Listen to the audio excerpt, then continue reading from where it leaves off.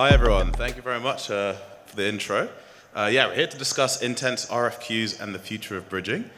I think it would be good to probably start with a bit of intros. I know that we just had one quickly, but Anastasia, how about you kick it off? Sure.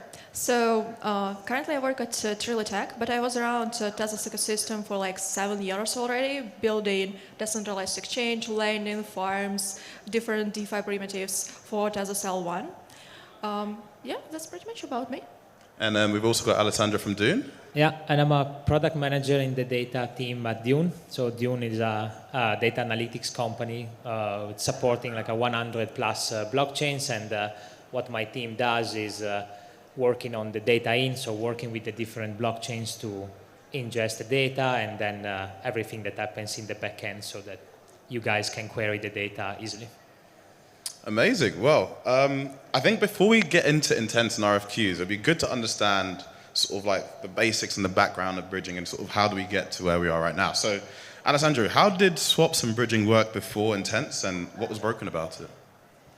Yeah, I think that we've come a long way in crypto. So I think we started the pioneers of like swaps. We had back in the day like Ether Delta and 0x that tried to replicate like a central limit order book model that was already present on traditional markets and bringing it to crypto.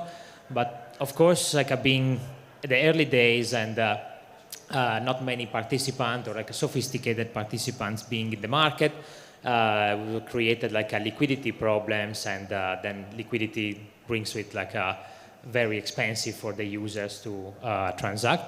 And then there was Uniswap, as we all know, that pioneered the very well-known like AMM model where you don't trade against other people, but you have like a deterministic formula that tells you exactly how much you are getting of a token given the liquidity in the liquidity pool.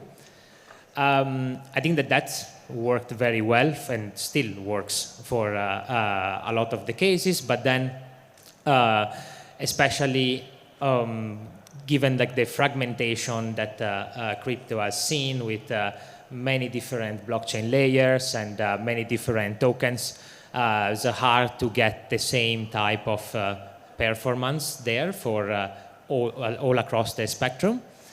And that's, I think, where this has brought to now developing intense. And bridging, I think the most known model was the lock and mint. So you want to bring token to another blockchain, you lock them into a smart contract, and this protocol mint this token on the other layer for you. I think the idea was efficient at the beginning maybe, but it created a lot of security problems, and there have been many popular hacks that made a loss in the billions of dollars for this type of bridges. So that's definitely required a new mental model to pass on that. Yeah, definitely. Anastasia, are there any charts that you can sort of run us through? Actually, yes, there is one. Here we can see that Warhol was one of the biggest DEXs, one of the biggest breaches at some point of time. But then, because of the hacks and because the market needed a new model, we can see that TVL on such mint, lock and mint breach has dropped significantly somewhere in 2022. And then, would you say like at the time, could the protocol sort of tell that a lot of the volume was fake or manipulated, or was it more around it became clearer in hindsight? I think at the point when airdrop hunting started, somewhere in 2023, it was visible that there is a lot of fake volume.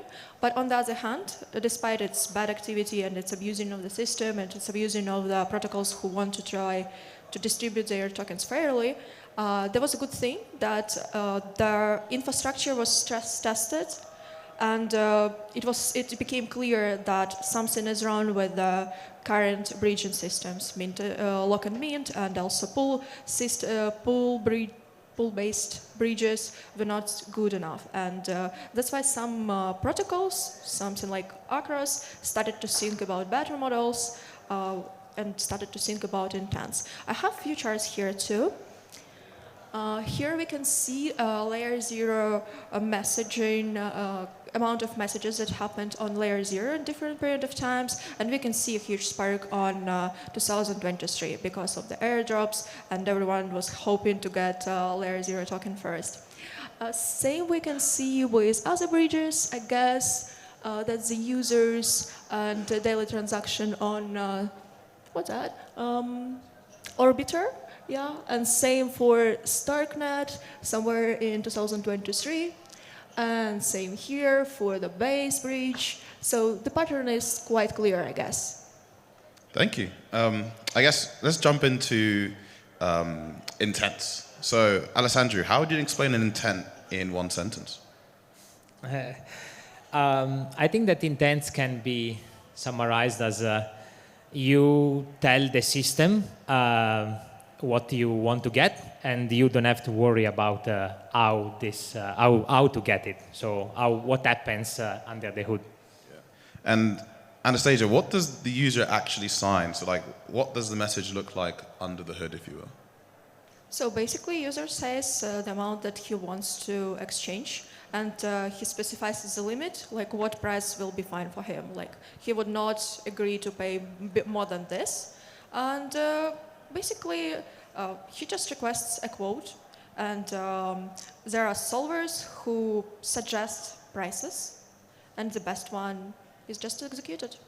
This approach came from TradFi. RFQ model existed there for a very long time, and it fits perfectly to crypto. Yeah, you just touched on RFQs. What does RFQ mean?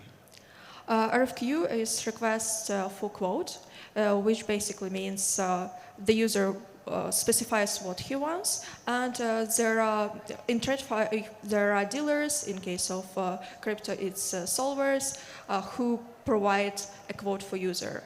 They probably know the best venues where they can buy this asset for the user, and they add some margin on top of it, so they make money out of spread. Okay. Alessandro, so obviously with an AMM, the trade moves the price against you in real time. How does the RFQ solve that specifically for the new bridging systems? I think that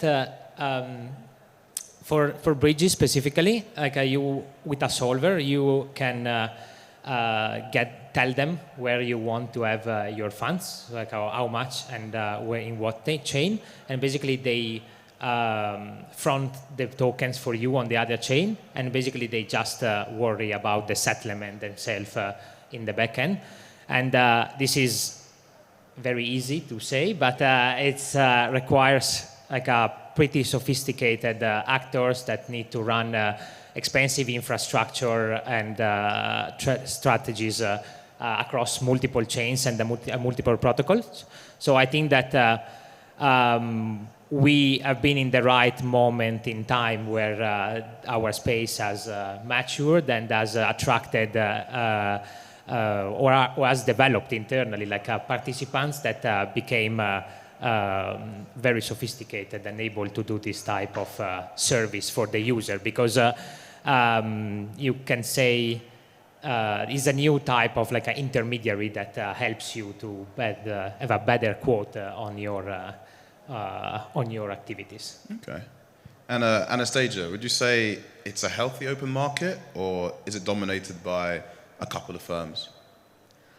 Unfortunately, I have to say that it's dominated by a few participants or a few solvers, and these solvers can be the same on a few protocols. It could be different on different protocols. The thing is, for example, on the if you can look at this chart, which shows solvers on CoffSwap, and we can see that one of their solvers receives like 40% of the whole volume, and they fill most of their requests. Same we can say for Acros, same we can say for Near, for example. So that's mostly the problem Because when there are only few dominated solvers, it means that users sometimes do not really receive the best code, but rather what the market can suggest. The reason why it happens is that, for example, Acros requires you to stake tokens to be eligible for solving. Same for example, 1inch Fusion. They also require you to hold some governance token for that. And some protocols just require you to be waitlisted. So that's the reason. Near tried to solve it because anyone can join Near Intents and to become a solver.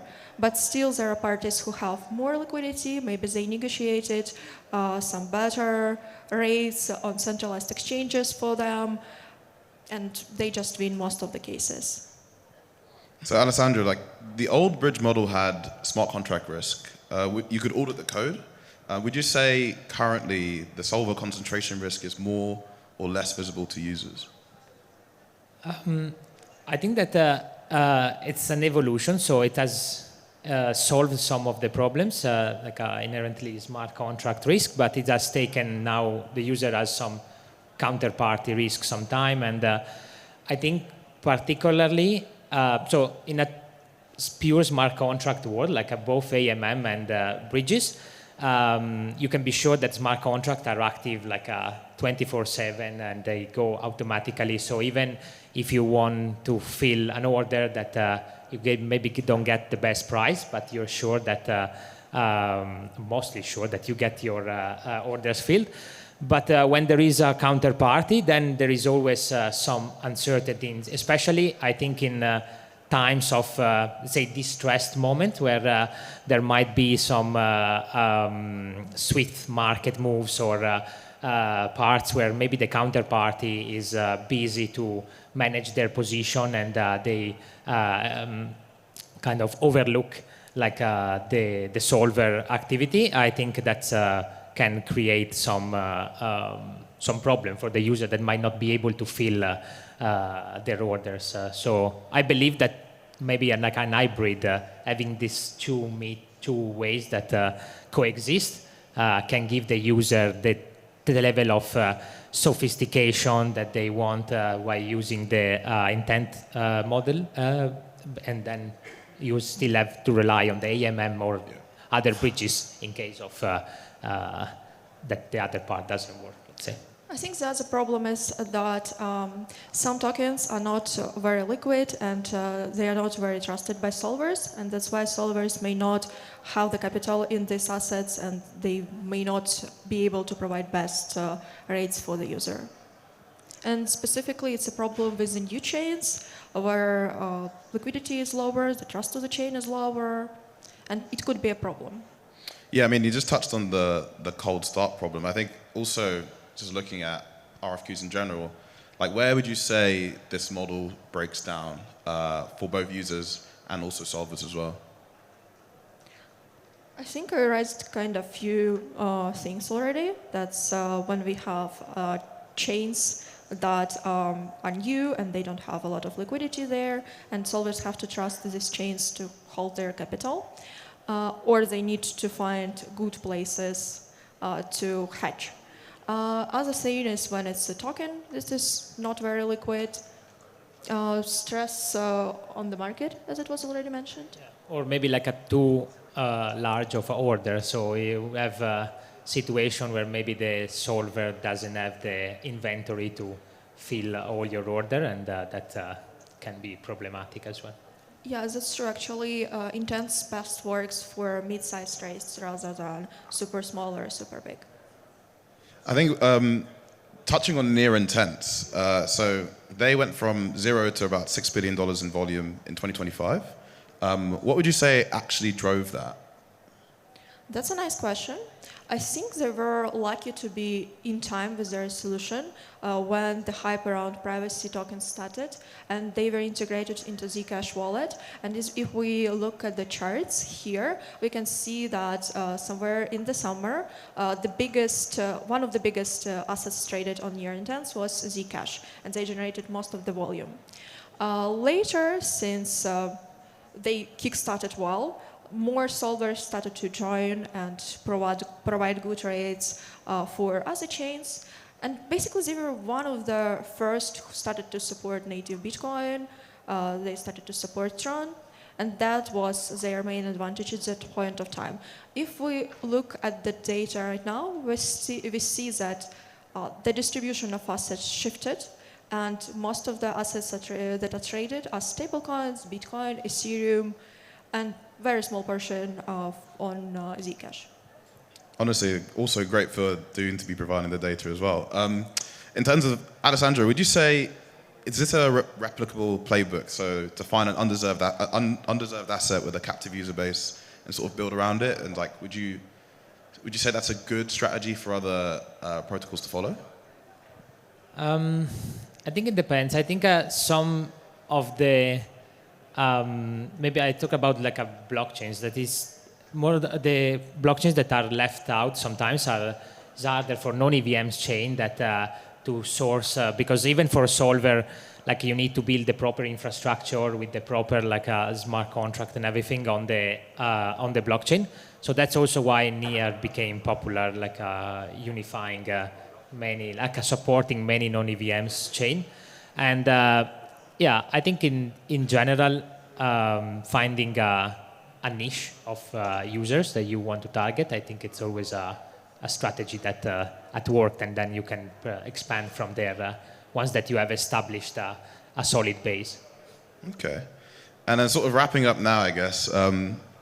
So, we jumped 5 years into the future. Would you say the average person knows what a bridge is, or has bridging sort of become invisible for most users? I'm pretty sure it will be super invisible for the users. For example, when we use our cards to pay for the things, or when we send SWIFT, we don't really care what happens under the hood.